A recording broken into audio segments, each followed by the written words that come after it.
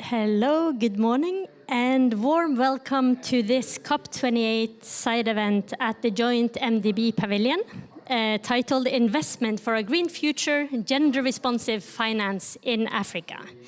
And special thanks to the African Development Bank for organizing the event and for inviting us all to be here today. My name is Ingvild Solvang, and I am the Director of Climate Action and Inclusive Development at the Global Green Growth Institute. We are an intergovernmental organization supporting our member states on the transitions towards green growth, which is also inclusive and particularly gender responsive. So it's a great honor to be here today. And I hope to have a really timely, open and honest discussion about the scope and the scale and the ambitions, particularly the ambitions of the MDB's approaches to gender equality in financing. So I am very glad also to welcome our first speaker for an opening remark by Mr. Anthony Nyong, who is the Director of Climate Change and Green Growth at the African Development Bank.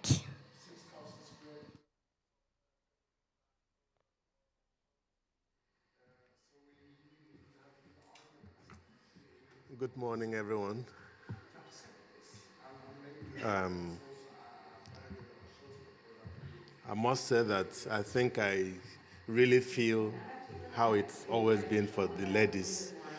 Being the only man, thank you, I have a colleague now who's coming, in the midst of women, how much that feeling of aloneness is, that we are not supporting each other. And so my being here this morning, I think it's not really an eye-opener, we've been there before, but to encourage more for actions and initiatives that would be completely aligned with trying to achieve gender equity, equality in the things that we do. So thank you so much for inviting me. Like I mentioned this morning, Sunita used to be my boss. She still is. I took over from her as the head of gender in the African Development Bank. And I still recall those days when people would write me and say, "Dear Sister Nyong," because they imagined that being the head of gender, I must necessarily be a woman. But I'm glad that I learned a lot from Sunita and was able to put and bring people together. So, distinguished ladies and gentlemen, it is my direct pleasure to deliver these opening remarks at this session on gender-responsive finance in Africa. This is a topic that is not just important to those of us in this room, but it's something that we must address if we seek to achieve any of the Sustainable Development Goals. We cannot leave the size of the population of women out of our development.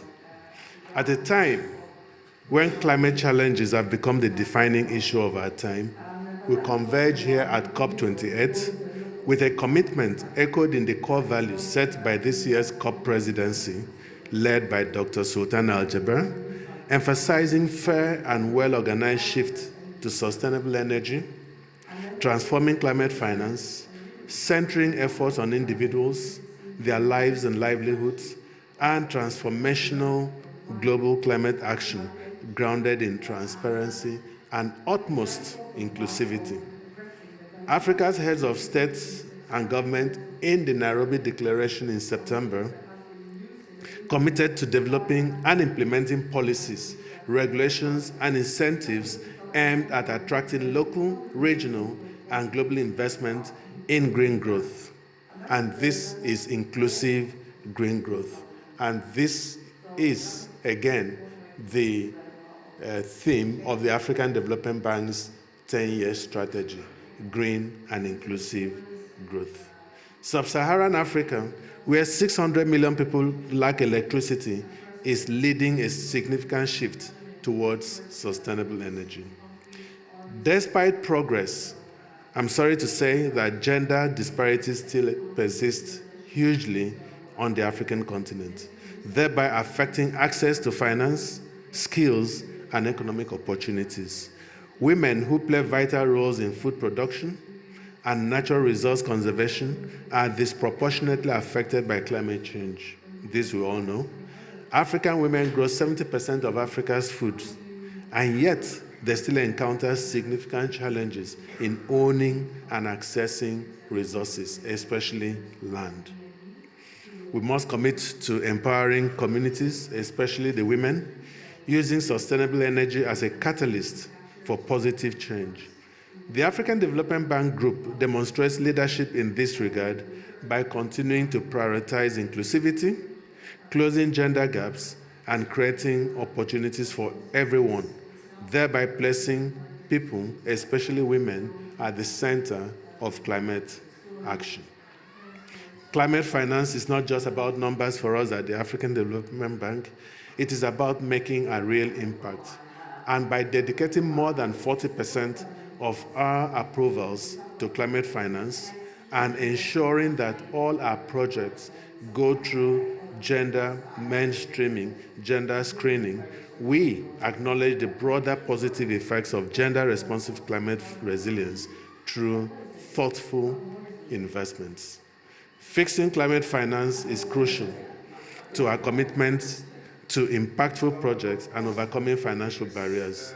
Together with our sister institutions, especially the MDBs, we are responding to the calls to reform our practices and define a new vision to adequately address the global climate emergency.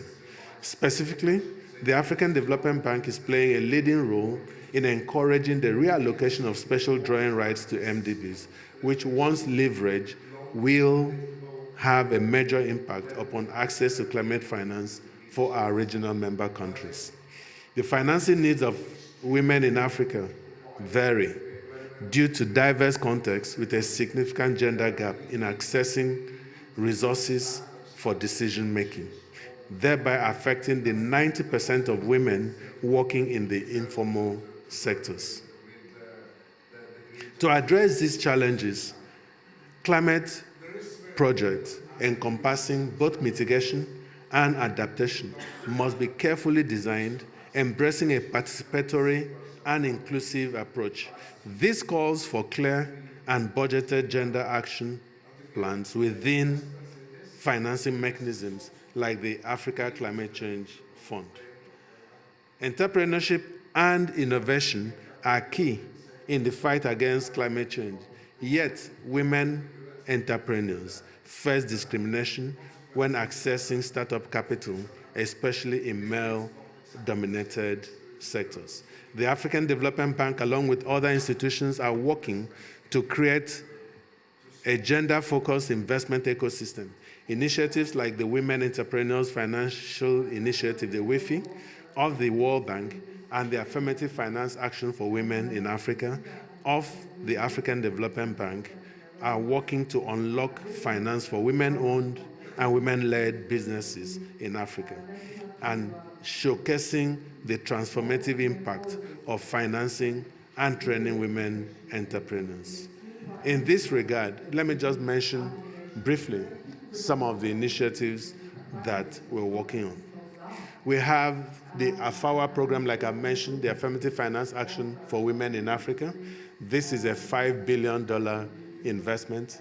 Thus far, about $1.5 billion has been disbursed. This is strictly to support women-owned enterprises. We've learned something here. We've given these monies to banks to on-lend, and many of them struggled because they didn't really understand. We thought the issue, the barrier was that they were not giving loans to women, or that women were not applying. But rather, we found that they don't understand what it means to run a women-owned enterprise. So we had to do that training for them. And then the next thing we heard was, it's so risky to invest in women, and we wondered how. Statistics show that women pay their loans much more than the men do. And so we attached to it a risk guarantee. If the women default, take from here. And I don't think we have a default rate of more than 0.0 something, as the president was saying. So this is showing the way that women are more responsive when it comes to commitments to development. Then we have the Africa Climate Change Fund, which is also very innovative. What does this do? It helps in building the capacity to access larger sums of money. Everyone says, African Development Bank, you talk about the billions, the trillions. Who caters for those of us who don't play in that space?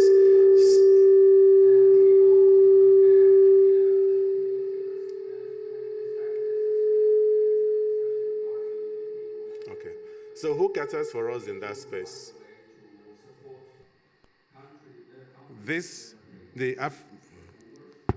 The Africa Climate Change Fund, therefore, builds capacities of women and others to ensure that they can access the resources that are needed.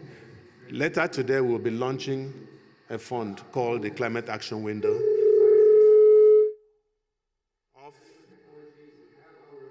ADF 16.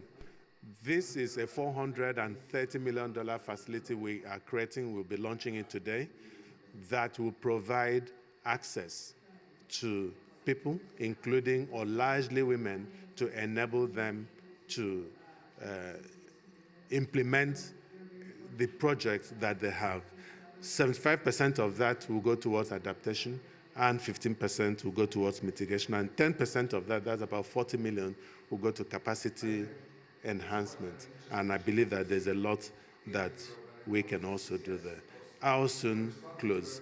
We also know that at least 600,000 women die every year from indoor air pollution, trying to make decent meals for their families. And if we keep overlooking this, that is the death rate we'll be seeing and compounding. So the African Development Bank has invested in the Spark Plus Africa Fund, which aims to directly address the critical investment gap in the clean cooking sector. This is very important, and I know that there are some here who are in that space. You cannot address Africa's energy without looking at cooking, and it has to be clean cooking resources. Despite significant progress, I must say that much more still needs to be done to unleash Africa's full potential. Africa's carbon market is coming up.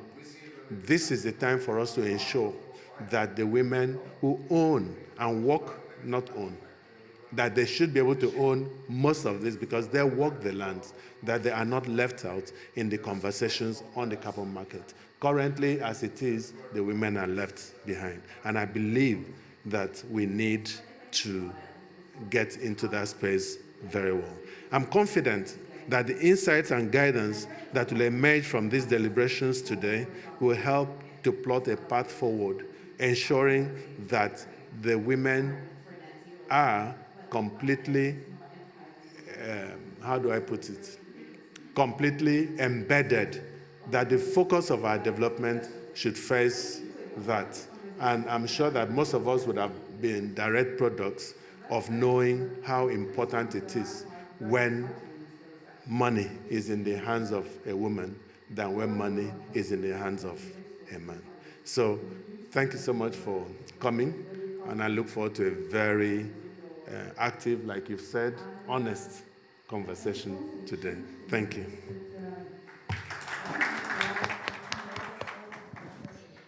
Thank you very much, Anthony.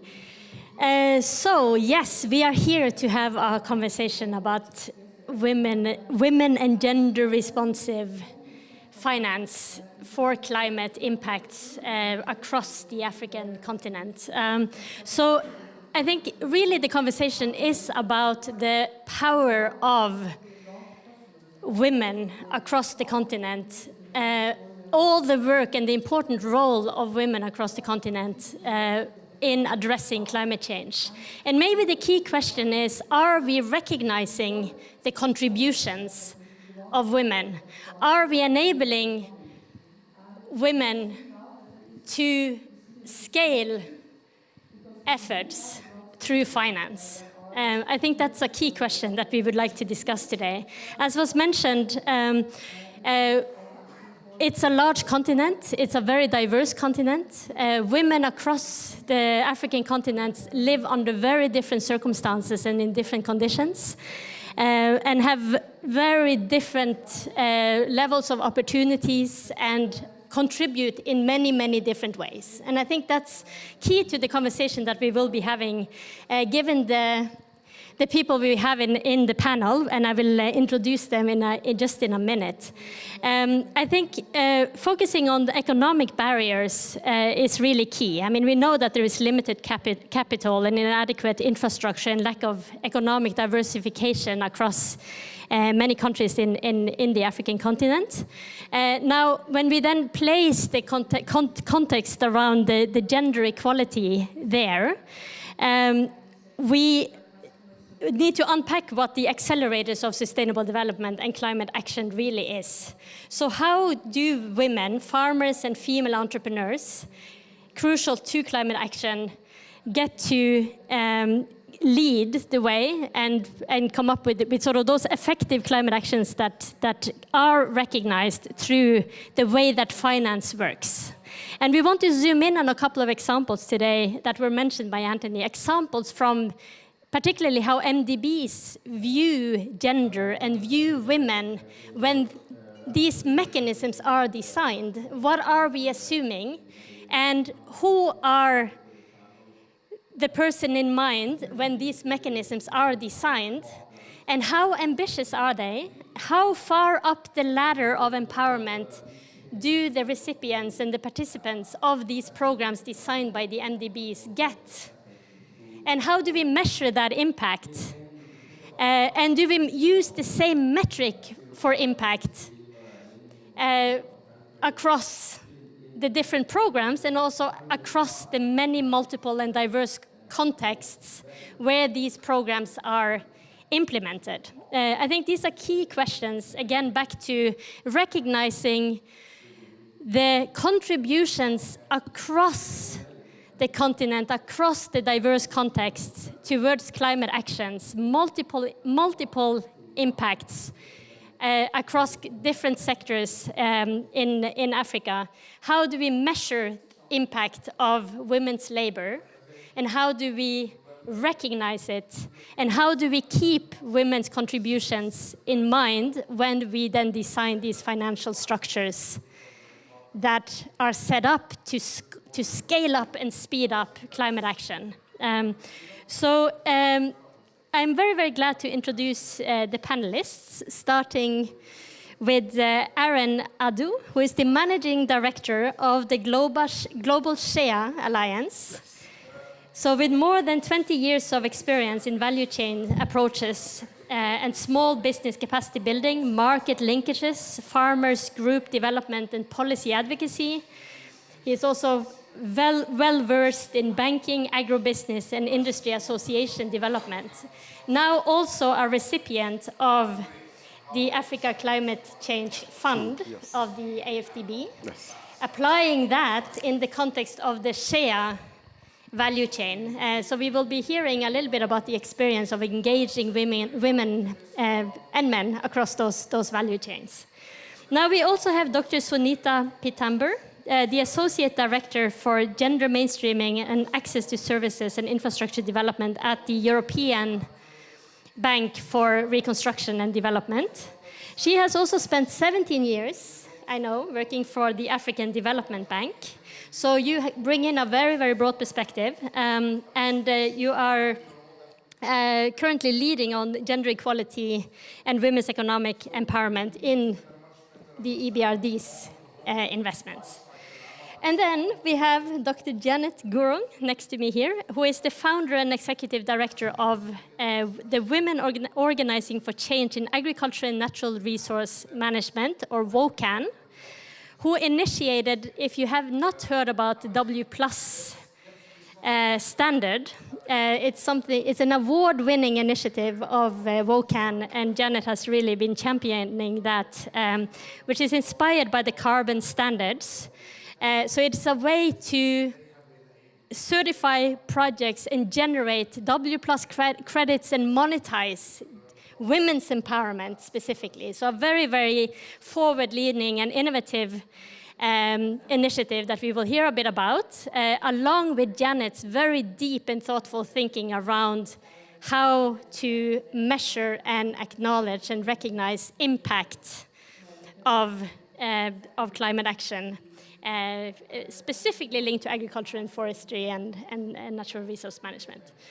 So yes, great. Now I hope that if you have any questions from the audience, please take note of those. I hope we have time to have a bit of a conversation also with you. So starting with you, Aaron. Now, as I mentioned, you received the African Climate Change Fund grant.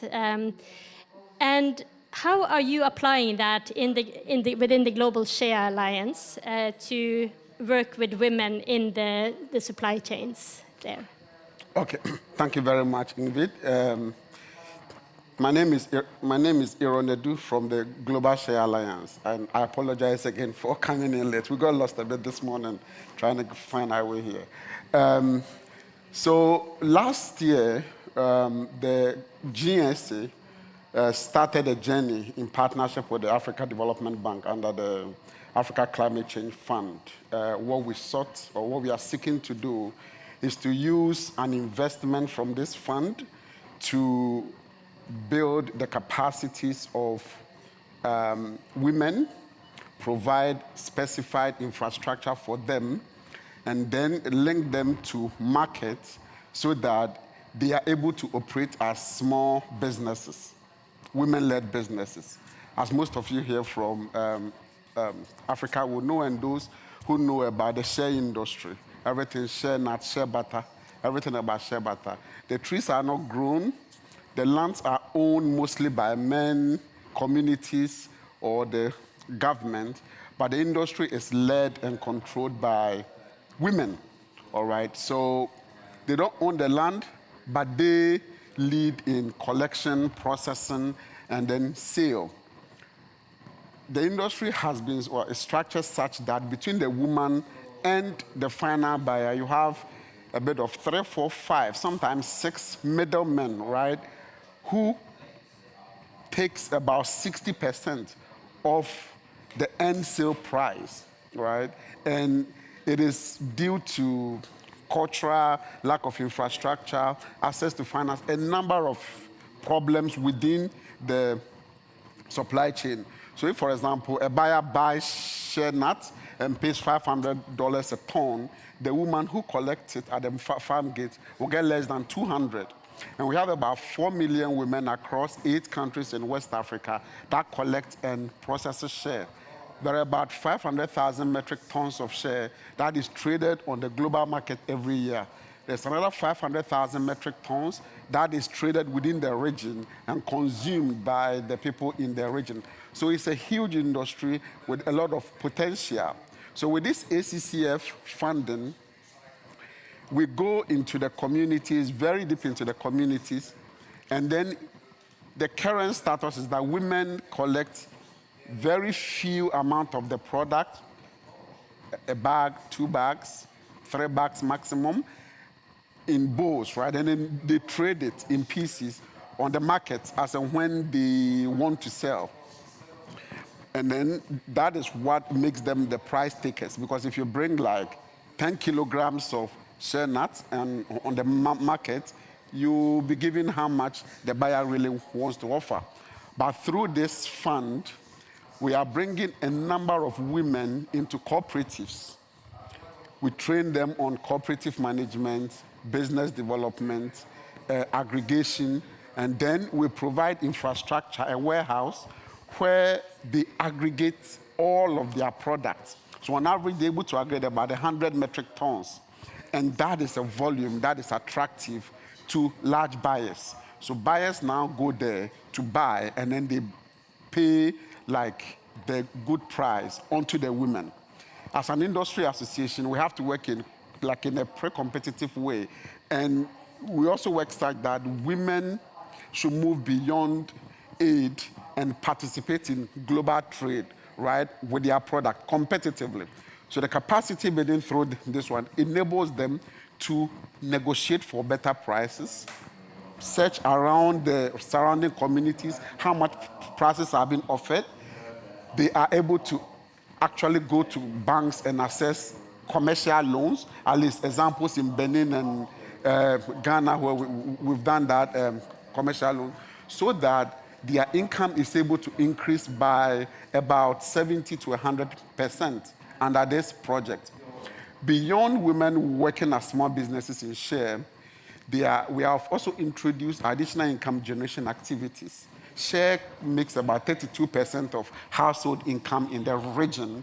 So we've included activities such as apiculture and other food crop production at the cooperative level. Again, what we emphasize is at the cooperative level. When they work as individuals, they do not have a lot of bargaining power. They do not have a lot of power to be able to break through. But when they work as a cooperative, fully registered, proper leadership, and are able to access loans, they have a voice in the community, they have a voice on the market, and then they are able to do these other income generating activity at the cooperative level, share it amongst themselves. And we have seen, we just started this project, we've seen that from last year, incomes are increasing. As we get into next year, the additional income generation activities will be introduced. Then we are going to see a number of, rippling effects, such as more women for women, their participation a lot in the communities, and a number of other positive results that we are expecting out of this project. Thank you. Thank you very much, Aaron. And I think that is a perfect way to set the stage, starting from you talk about at individual level, what access do, in this case, women have within the Share value chains to access actually that large potential that the Share trade has globally, right? So from the individual to that big global opportunity, how do we create that ladder and the steps up to that, and bringing the women together into cooperatives in order to be able to gain access to markets at a larger scale, I think is very, very interesting. And now let me go to you, Sunita, coming from the European Bank for Reconstruction and Development again. Now, your focus is very much also private sector, right? While you also carry a really big agenda on social inclusion. So how do you promote gender-inclusive climate action in your investments and in these kind of large systems of global trade? What are the roles of the private sector in stimulating? Perhaps if you can talk a little bit and reflect back to what Aaron said, if we then imagine these value chains that come into your area of work, what is the role of the private sector in that?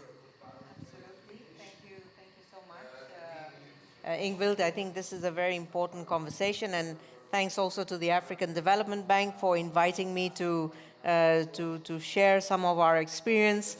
I think for maybe just to share a little bit of information about the European Bank for Reconstruction and Development. It's an institution which has been around since the early 90s. It's private sector focused, and its main mandate is to help countries to transition, to have a sustainable market transition, and to demonstrate impact. So I think this is really the core DNA of the EBRD. And gender and human capital inclusion is really central to every delivery and policy engagement through our investments. So this is really how we are a little bit organized to deliver on our mandate on gender equality. The bank has a very important mandate for green transition, which is now really almost 50% of our investments are green or climate, do have a climate solution. And in all of them, we have a gender perspective. So really in terms of looking at how do we promote gender equality, looking at women's inclusion, supporting women's entrepreneurship, really to what Tony had mentioned is really the core of what we are also trying to support. But also looking at gender mainstreaming in these projects. So, and we do this by working on our technical assistance, working with our partners, designing projects which are climate and gender responsive, but more specifically also having a policy engagement, because these need to go together.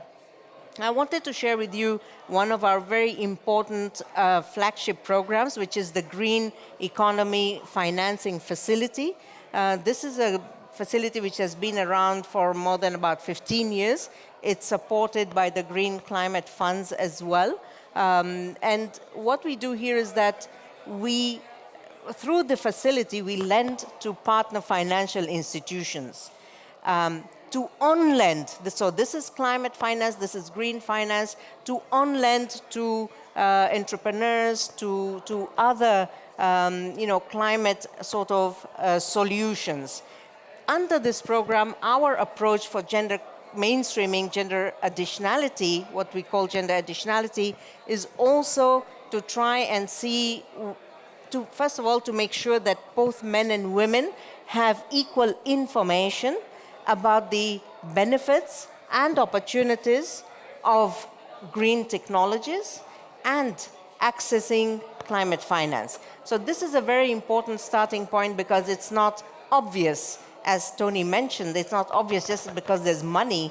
Everybody knows where it is, how to get to it. So I think this is our first starting point. We then work with the partner financial institutions who have taken these loans from the EBRD to train their management and train their staff on what does it mean gender mainstreaming. How can they reach out to interested female borrowers who want to invest in green technologies? When I say green technologies, it is either for their businesses, if they wanted to invest, have a business where they want to use green technology. It could be for their farms, also in farming and agriculture. It's a very important source of financing, but also for sometimes for household appliances. So this is also what Tony talked about, clean cooking. You know, we're not talking only about businesses, but also at the household level. So this is really where the climate finance is helping to contribute and bring in more women to understand how they can access green technologies. With this mandate, for example, what we have done in Kazakhstan is that we have almost since the program started, so about five years ago, today 67% of under this GEF program in Kazakhstan, 67% of the borrowers are women. So that's quite important, because if we know the geography, this is a breakthrough, and this is quite an important access, opening up access to finance for women in this sector. These are women farmers. These are not big loans. I mean, when we talk about climate finance, banks, partner financial institutions, these are not huge amounts of money, $2,000, maximum $5,000. And these are farmers probably in a similar context as we have seen in Africa. They have farms which are in vegetable farming, some of these fruit farming, but where women have been successful, they can also graduate after they've paid back their loans, graduate and borrow a bigger amount. So they have these cold storage houses. So it's really answering to this very important area where we think it's going to help bring in more women. The climate finance also helps energy efficiency. So for example, in some of these countries where the homes are not suitable for either a very extreme climate conditions like extreme cold, extreme heat, they can use this financing to renovate their homes to adjust to these climate change situations. So I think this is another very important. So for example, in Uzbekistan, we have rolled out on a pilot a green mortgage scheme. 67% of the borrowers of this green mortgage scheme are women, because that's for home renovation to adapt for their homes as well. So this is really how we do it. And we also start, I mean, these programs at a country level, we start with the first gender baseline assessment. So we first need to know where are the gaps. These programs are not just launched automatically. We do a baseline assessment. They have been identified. They talk to partner financial institutions. They talk to banks, central banks, regulations, and basically identify what is the approach that is needed to deliver the climate finance, bringing in more women entrepreneurs, bringing in more female borrowers and sub-borrowers as well. So this is a little bit about what I wanted to share. We're also very active in the renewable energy framework. So the renewable energy sector is very important because in many cases now what we're seeing in the climate action is more and more private sector companies are investing in renewable technology, but we don't have enough women who are participating either as company business leaders, business owners in the renewable energy. So again, how do we open up the opportunities for women who are business owners, SME owners, supply chain, to also become part of this renewable energy sector development and transition. I'll just stop here, but I thought I'd share a little bit of what we're doing here. Thank you. Sunita, that was really excellent, and I think it goes back to sort of my obsession of today a little bit, which is sort of the many multiple roles that women and basically communities play in climate action. And just to kind of go back to again what Aaron said, we are talking about the individual farmers, and then from individual farmers we talk about cooperatives, and the objective in terms of financial services and finance is to, of course, the saving part and the having access to kind of services, financial services like savings. But we are, in fact, talking about loans, knowing that grants have very, very clear limitations, right? So turning women into lenders is what Sunita calls it here, right? In order to grow and scale businesses on the one hand, but I think also let's keep in mind the other point that I think Sunita makes is that we are also talking about people as consumers, yes, as homeowners, yes, as members of households that need access to green services. yes. So how are we then using finance to provide access to improved homes, access to energy, and bringing in also that loan element in that context as well. Yes. So when we talk about financial mechanisms and financial services, I think it is really, really important. And also in order for us to answer the question, which I hope we will get to towards the end, now how flexible are the MDBs in actually fulfilling the various roles and with that the various needs of the communities with the financial services, right? And I know that Janet has done a tremendous amount of thinking on the multiple dimensions that come along with when we talk about women's empowerment in particular, right?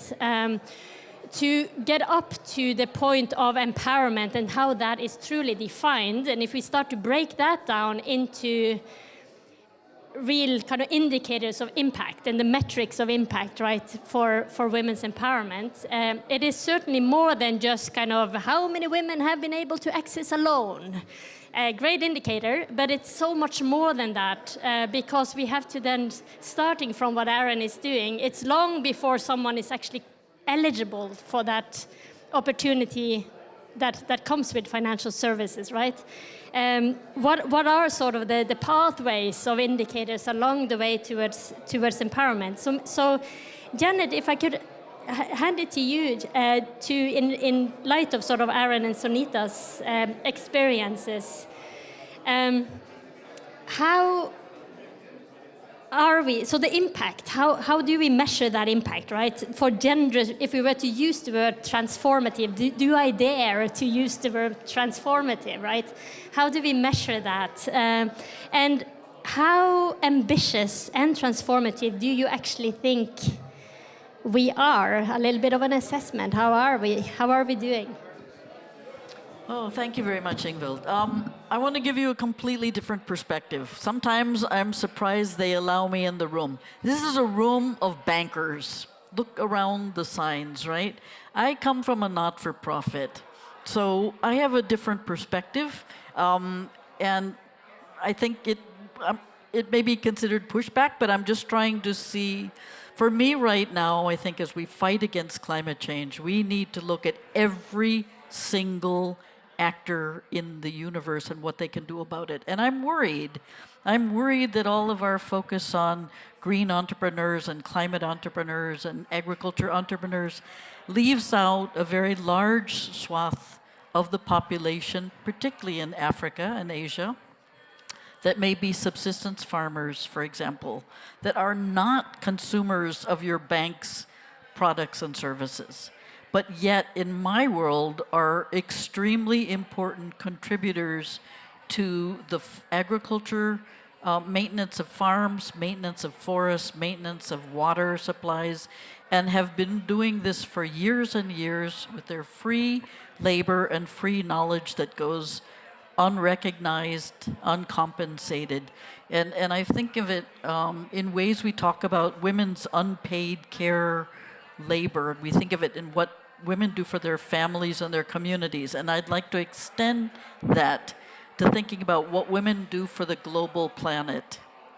And why, and so that's one reality. I think Wokan's focus is really to see that financial resources and technical assistance flow to this group of women. And we see that best represented in what I would call women's groups, women's collectives, women's organizations, women's cooperatives, perhaps. But the dilemma for us is there is zero funding, almost, to that group of people. So all of the talk, this is about my 10th COP, and we've been fighting, Ingvild and I and others, to get gender and climate and finance on this agenda at the COP for a decade. And I think we're getting there. But I don't want to see all of the discussion limited to only that of entrepreneurship. A lot of the women farmers that I know do not call themselves entrepreneurs, will never call themselves entrepreneurs. How do we reach them if the financial system is only providing loans to entrepreneurs, for example? So that's where I'm coming from. We developed the W+ standard in part to address this need. We thought, learning about carbon standards and carbon markets, we thought, carbon markets are driving revenue and capital to projects that are otherwise not financed. And they're doing it through the measurement of an outcome and the monetization of an outcome and building a market around an outcome credit. I think that's why I'm allowed in this room, because I developed something that is market-based, and therefore I'm legitimate in the private sector world, perhaps. Not completely, I get that. The difference we did was we said, why can't we measure and monetize women's empowerment results in the same way that carbon markets are monetizing environmental outcomes? The difference we made is because our own objective is to try to make sure women's organizations are funded, we're going to require at least 20% of the price of every one of those W+ credits is given as a grant, not a loan, straight to those women's groups inside the projects, and that's for them to use to meet their self-determined needs, right? So we started out with this. We actually went to a group of women in rural Kenya and rural Nepal, and we said, what does empowerment mean to you? And then we developed the metrics, the methodology, based on the 6 areas that they say matter for women's empowerment. Income and assets, health, time savings, food security, leadership, and knowledge and education. So that's how we did it. There's a lot more to tell you about that, but I won't get into that. But I want to just say that we're firmly committed to the idea that we find a way to compensate or pay women for the services they're delivering to the environment, and do so in a way that can provide returns to investors. And I'm not the financial brains in this room, but bankers, if they would put their minds to it, I'm pretty sure they could find ways, and I think I got excited about Aaron's idea about using cooperatives, because what we understand from our friends in financial sector is there are perceptions of women's organizations as being the groups of women that meet under the trees. Okay, that's an extreme thing, but it gives you a sense that if we're not taking these groups seriously as investable entities, then how can we deliver the kind of financial resources that are required to them?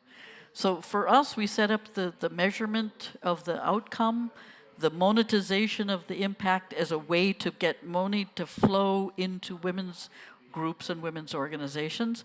We also understand it's a way we can use mitigation finance to fund adaptation. And this is the big problem, because women are associated with adaptation and not being in mitigation. All of the big money is in mitigation. We all know that. There's very little amount of that's flowing into adaptation. And yet when we think about women, where they fit in the ecosystem, we throw them in the adaptation bucket, which in a way excludes them right from the beginning in being able to tap into mitigation. So I'll come back later to that mitigation point. Thanks. Now, isn't this exciting? Because we are getting to, and I think we're getting to sort of, again, back to this, the layers of experience, right? And the pathways towards what the banks offer, right? The pathways, and Janet is pointing to the fact, and I love this idea of sort of, is there an Elon Musk in all of us? Is there an entrepreneur in all of us? And back to sort of, which layers of, let's say, layers of population, so to speak, are eligible, right? And is there that glass ceiling of people beneath and underneath that level that are excluded from the financial services? And of course we know, because financial exclusion is a real thing, right? So back to you, Aaron, because I think you are there on that borderline, I think, from how you describe it, right? How to work with those individuals, farmers in your case, bringing them up to that point where they perhaps are eligible and are able to access those formal services. But of course, a large part of the work goes into the Empowerment Act, the Act of Empowerment. So these services, and if you sort of just put up a sign, loans, and open the window and for people to come, I mean, how long is the road up to that booth offering those loans? And I think maybe from your experience, Aaron, you're able to speak a little bit to the amount of effort and how you are putting your fund to work to bring women up the ladder of empowerment. Yeah, thanks again, Ingrid. And then I'll start, answering that by probably asking some of the bankers here, especially those of you from Nigeria, if you were assessing a request for a loan, maybe a commercial, you are in a commercial bank, either of the big banks or any of the small banks in Nigeria, would you give a loan to one woman who collects share in Oke-Odo in Oyo State? If she brings in a request for a loan, give me 500,000 naira to improve my collection and buy equipment and to do it. Would you do it?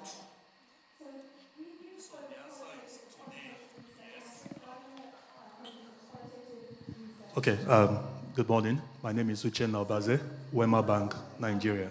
I'm the head of risk for the bank. So, and I was going to ask a couple of questions at the end of the session, but good enough that you put us on the spot now. So the answer is today, yes. Some years back, the answer would have been no. And there's a whole curve, a whole learning curve that has gone into the shift from the no to the yes. And the curve has taken us across about 6 different metrics, from more women representation at the board to realizing that, and I mean, I'm always very happy to confess, I thought I understood gender financing until I realized that I didn't. So as an institution, we actually had to go and resource. So my colleague Bimbo is the head of sustainability for the bank, so we had to resource. We also got another powerful woman to come and head a division on this. So that brought a lot of, so we had to learn through that. Created products, but we realized that we were doing a lot of things in a very haphazard manner. So having them on board sort of put an organization to it. Then I realized I was appraising the loans just the way I would appraise a man. So, I've given money. When do I get payback? Beyond repayment as a KPI, what are the other KPIs we can use to measure what we are doing? So impact that we talked about. A lot of training and retraining. And then adding packages to the gender loan. So today we do a lot of health packages tied to the gender loan. We do a lot of insurance, fitness too. That's coming out of COVID as well, that we've tied to this. But I think what Anthony said at the beginning, which really was that as a continent, you really can't have this green revolution we're talking about if we neglect the women and the cooking at the individual unit level. So for me, that's the takeaway from here. Sorry, I went beyond the answer, the question you asked. Thank you. I think you are. Yeah, I think he's very right with the answer he's provided. You had asked about how long it has taken us. So we started this cooperative development 10 years ago. We started in Ghana, Nigeria, and Benin as a start. Nigeria worked mostly in the north, where the share grows. And we told the banks, I won't mention names of banks here, but we mentioned a number of the regional banks that operate in all of the countries, that we have a set of stakeholders, right, who are very productive, and that if you provide them the input, they will invest it properly and get return. You get your money back, they will pay you back. What the banks mostly told us that, no, this category of people are too risky. And the reasons they assigned were, well, the loan size they're asking for is too small. So the loan size is too small.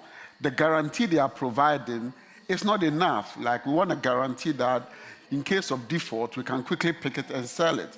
They also said that, well, the management cost, like the cost of,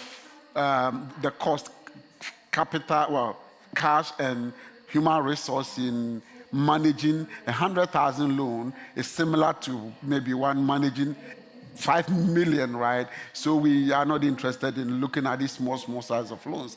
They also said, well, what you are looking at, the product you are looking at, well, women don't own the land, so how would we be sure that they will get the fruit, like they will get the crops? We tell them, well, for 1,000 years, women have been getting it, so why are you saying that they will not be able to get it? And then finally, we're like, well, a lot of the women you are working with are not educated.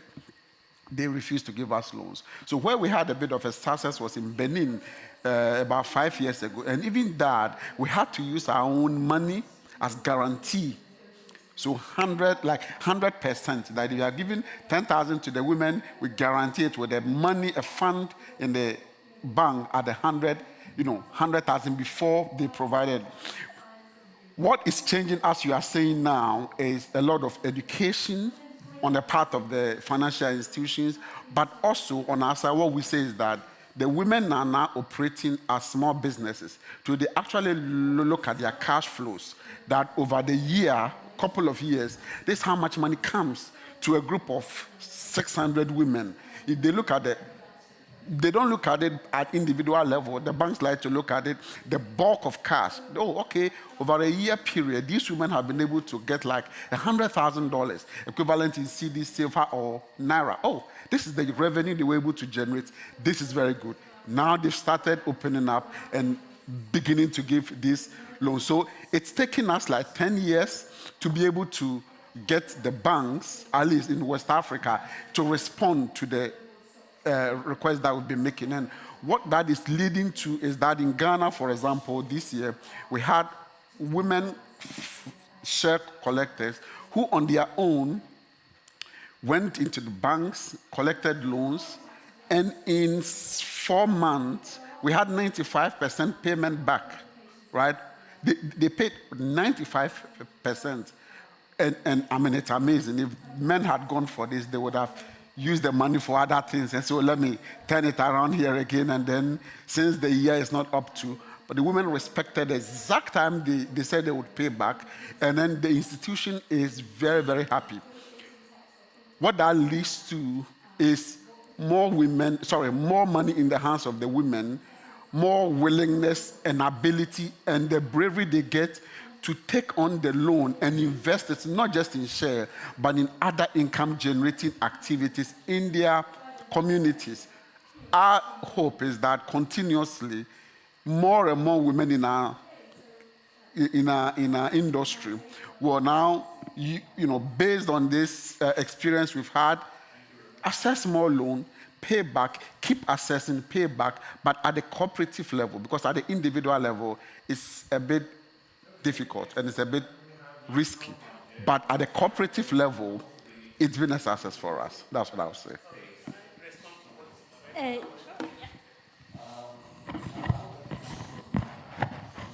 Good morning. My name is Wole Akile. I'm the Deputy MD of a bank in Nigeria, Wema Bank. This is my colleague here. Now, you raised a lot of issues here. These are constraints that will not allow commercial banks in Nigeria, that will not allow me to want to lend to women. Right. These are very real constraints. And I think what we should discuss here is to see more collaboration with the MDBs. It's not just providing the funding. You must provide some support outside the funding. Otherwise, I won't put the balance sheet to fund women. It's real. So what kind of support are we ready to get from the MDBs?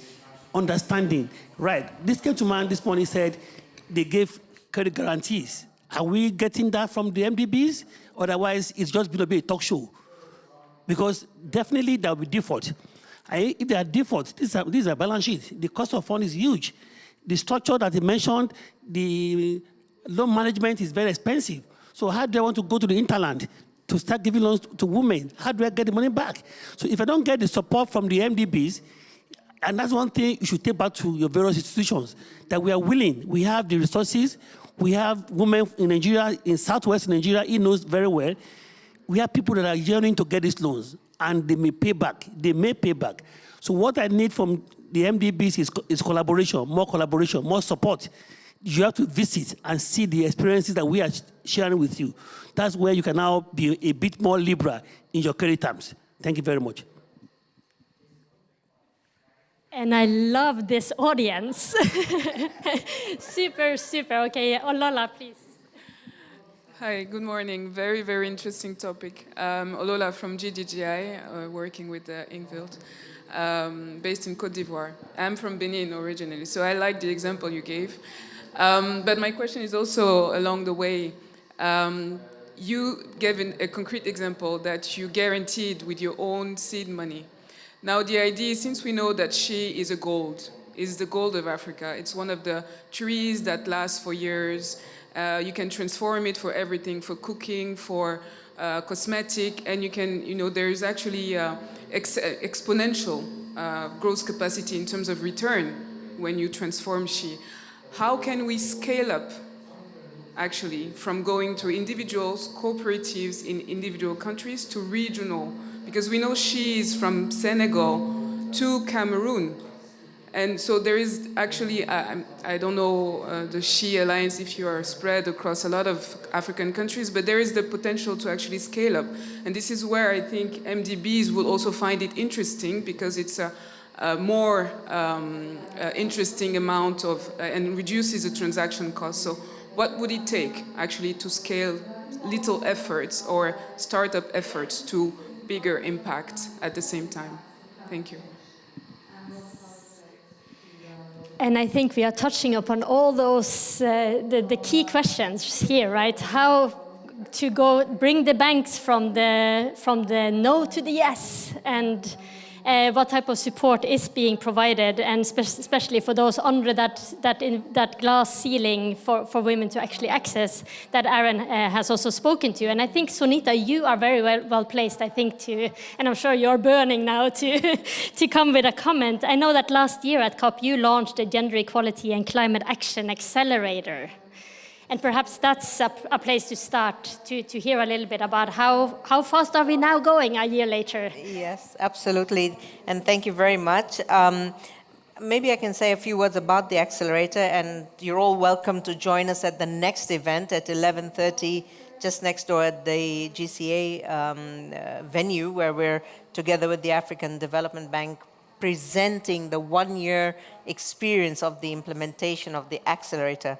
What we've done last year at COP27 is we've decided to look a little bit deeper into when Paris Agreement outcomes are reported or discussed or sort of quantified. While there is a need to speak on gender outcomes, this is really not always part of the discussion. It comes a little bit later, it comes in an annex, it comes at a later stage.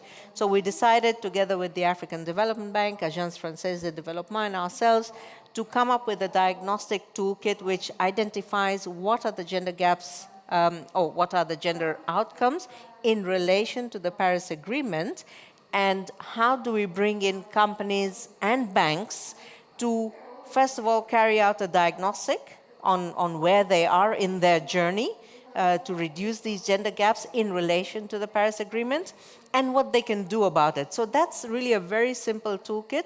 You can Google it. It's EBRD GECA Accelerator. It's online, it's free, and it doesn't store any data right now, so you don't have any privacy issues. But what it tells you is in a few clicks, you can basically find out for yourself, for your company, for your ministry, for your municipality, anyone who wants to do it, where you are in your journey. And this is really an important policy engagement at the private sector level, at the company level, at the bank level, where we have corporate climate governance requirements. In climate action, we have disclosure requirements nowadays that are also part of the Paris Agreement.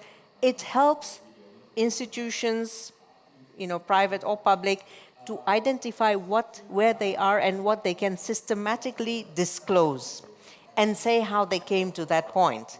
So this is really what we've done at the public sector level. I think this is an important contribution because we also are able to help sector ministries to identify whether Ministry of Water, Electricity, Energy, Infrastructure, Agriculture, all of them, to identify where they are in the implementation of the country NDC commitments. And this is, again, a gap that we know very well. NDCs are very good and strong on gender, identifying gender targets and commitments, but the implementation is always lagging.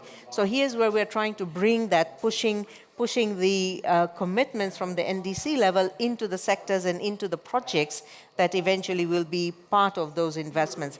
So this is really what we've done, and I think at the next conversation we're going to hear a little bit more from the different panelists and we've got a company who has implemented this, on how they have used it and what does it mean for them. Because one of the bigger questions I'm sure we're all asking is, how do we access more funding for our projects? And the investors, private sector investors, funds or individual investors want to know, are asking these questions. Where are you on your climate journey? Where are you on your gender equality indicators? Where are you on your SDGs? We think that this GECA Accelerator will help companies, government, ministries to say systematically, here's where we are and here's what we're doing about it. So this is a little bit about what we're doing, and hope I'll see you at the next session as well. Great. So thank you, Sunita. Yes. Now, Janet, I'm sure you have a lot to comment on also based on this conversation. And from your perspective now, truly achieving empowerment and equality. And we hear also the questions coming from the private sector itself, sort of who is going to be backing up and supporting the women that are coming to them for services. Where do you see the modalities for empowerment and equality? So as I mentioned, and a good question about, as a banker, as a private sector investor, why should you invest? This sounds risky, it's extra trouble, why bother? We have to make it worth your time. And this, again, is our vision was to create this W+ standard. It generates credit. So projects that are producing positive outcomes for women, like the SHE project, we would love to apply it to the SHE Alliance, can then generate these impact credits which are sold you're going to say, who buys them? Well, not enough people yet. We're working on that. But corporates buy them. Corporates use it to show that they're making progress on their SDGs, for example. Impact investors buy it, who are looking for ways to monetize the S in the ESG. So the carbon market does it for the E. A carbon unit is a proxy for environmental outcome, right?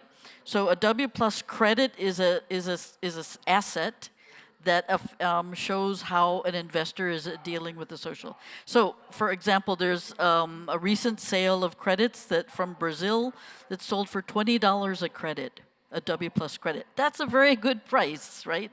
And of that, as I said, 20% then goes directly to women at the grassroots level, but the other 80% goes back to the project developer, pays for the measurement, pays for more activities, sustains those activities over time, and ideally, gives some profit margin as well. We had to incentivize this change. We can't wait for gender mainstreaming. I've been doing gender mainstreaming my entire life. I'll tell you, it doesn't produce the kind of change that we need to see here, right? You all know that. We have to incentivize it, make it profitable for companies and others, projects to show and do the right thing. So the other thing we're going to say is that any project can use this that generates benefits, but we were talking about there's kind of two categories. There can be entities that are not women-led or women-owned businesses, but the typical climate project developers, for example, you see, they can use it and they can profit from it. The other category that we find super exciting is the idea of why are we not having women-led organizations or enterprises?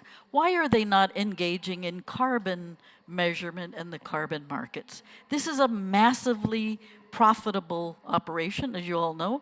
Within with AFDB, we've been hearing a lot about the African Carbon Markets Initiative. Fantastic idea to localize the carbon markets and the players in the carbon markets. Why aren't women themselves thinking of managing and measuring carbon? It's not rocket science, but they're intimidated. We did a study with our partnership with the Gates Foundation. We mapped women's organizations across parts of Africa and Asia, and we asked them, how many of you are measuring carbon? Almost nobody was, but they all wanted to.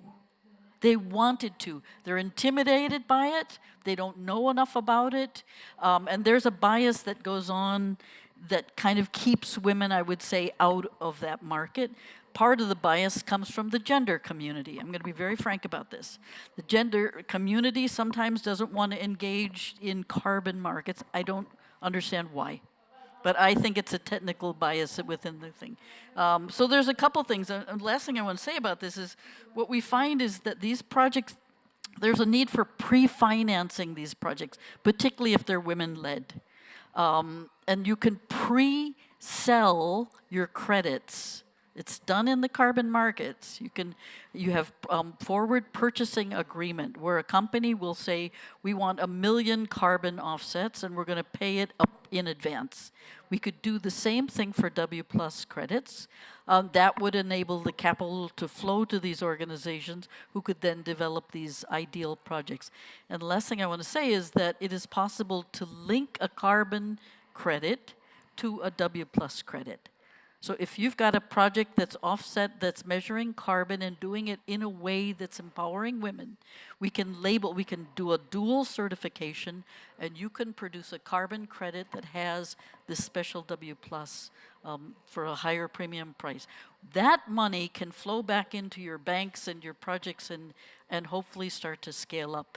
WOCAN itself will be launching a fund that will help to bring out those blended financial instrument within the coming year that will be on gender and women and climate impact that will be able to pre-finance these kind of project applications. Thank you. So innovations are happening in the finance, right? And I think it is, again, back to the key questions here. It's the pathways to being able to access the services that are made available. And today we have discussed the MDBs and the funding from MDBs and how that is going down to the communities. And we have been asking questions, is it going all the way down to the levels of the community where you actually need readiness for accessing the MDB finance streams, right? So I think we've had a really, really rich discussion around that today.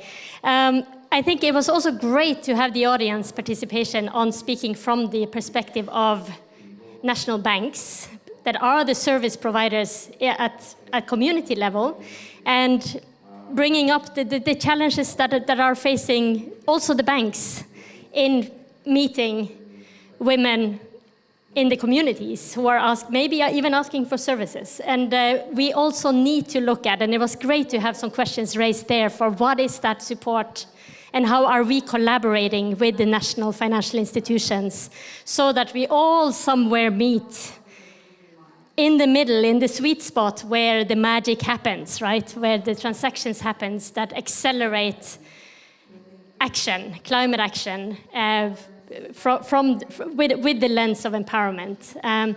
So I think we had a very, very rich discussion today. We only have 3 minutes left to be exact. So I want to ask whether someone is really not going to be able to sleep tonight if they are not able to say this one thing which is on their minds from the audience. That's a high bar, okay. Or just something that you will think of when you have your coffee after this session. I'll ask also the panelists if there is a key takeaway. Maybe, should I pass the microphone around I don't have to pass it around, but maybe just a quick 30-second key takeaway. I like what you said about the sweet spot. And that is my challenge to all of you in the finance sector. Where is that sweet spot? I think Aaron's given us one. Where are the other sweet spots that we can use financial institutions and innovative financial mechanisms to fund the bottom of the pyramid, the subsistence agriculture farmers that are feeding Africa? 80% of Africa is fed by smallholder farmers. Who do you think those are? Men? Not in most cases. How do we get funding? Where is the sweet spot in a financial understanding of what's possible? I think for me it's going to be quite an important discussion that we continue to think about where the private sector and the public sector work together. How do we bring the policy reforms to open up opportunities for private sector investments? I think it's very important that while we do look at certain markets, we also look at the impact which we have, whether it's at SMEs level, micro-enterprise SMEs, but also at the larger companies. And that's the entire ecosystem of investments, the entire ecosystem of impact. And I think that's going to be something that we can also take forward. Thank you. Yeah, and then what I would say is that the bankers, I would like you to look at the numbers, right? How many women are involved? The volumes of transaction, about 1 million metric tons, right? You trade that on average $500 a ton, right, across the region. You have to look at the number that way. And that is just about 30% of the household income, right? There's other 70% that you can explore that. This initial investment will propel them to, invest more in. So you look at the numbers, then you work with institutions like the Global Share Alliance and all of the other ones through, support from, the MDBs that we just talked about, discuss how can we make it possible. It brings prosperity and it improves the lives of the people, and it will help increase your balance sheet so that you can report good numbers to your investors. Thank you. And I think that was the perfect summary of the conversation. And it's about that potential. It's about linking the individual women and men and communities up through the chain to those, and I think Olola mentioned it in terms of kind of really tapping into regional and global markets where we hope the trillions will be flowing into climate action. So thank you very much, everyone, for joining today.